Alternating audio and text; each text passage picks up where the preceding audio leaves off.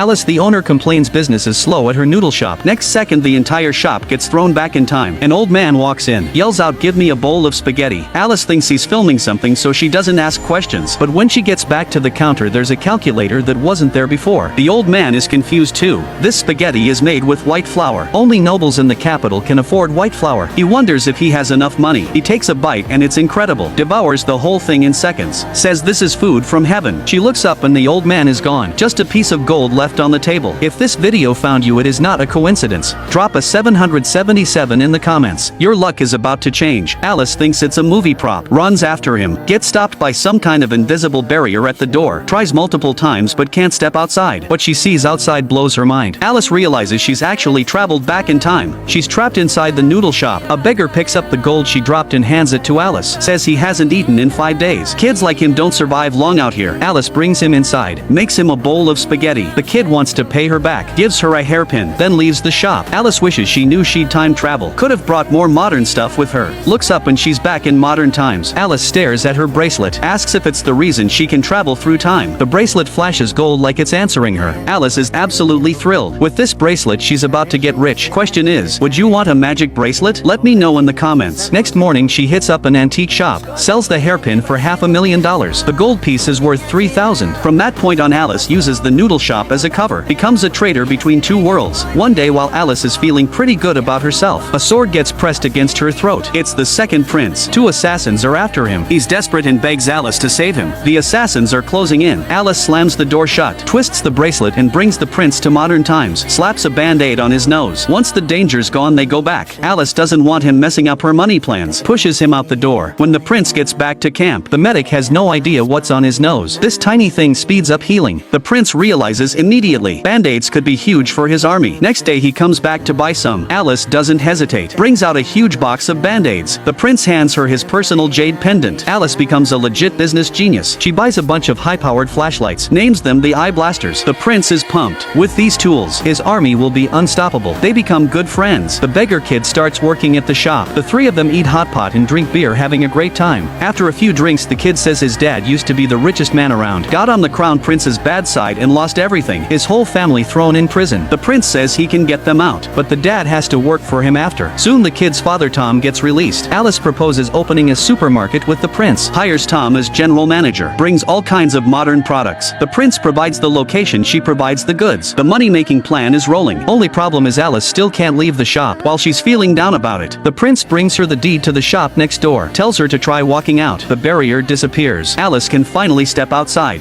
我看你总是只在自己的铺子里行动，从不出门，就想着是不是先界里有规矩。于是我把隔壁的铺子买下来送给你，这样或许你也可以活动。江实验，谢谢你。 Alice suddenly notices something's off, changes the subject to show her appreciation, decides to take the prince to modern times for a tour. Chaos ensues. The prince is on high alert about everything. Alice turns on the TV. He thinks it's an assassin, almost destroys the TV with his sword. Soon the prince is doing manual labor. The supermarket supplies arrive. Need people to move everything into the shop. Alice's adoptive parents show up. Want her to marry a rich guy instead of her sister. Alice drops the truth. This rich guy crashed his car chasing models, broke his leg, made the headlines. You won't let your real daughter suffer. You think I'm stupid enough to take her place. The adoptive mother won't let it go. The prince steps forward. 这婚姻大事虽然受制于父母，可那人成了残疾，而且李梦又不喜欢，何必要强求他呢？一个搬运工也敢这么跟我说话，滚开！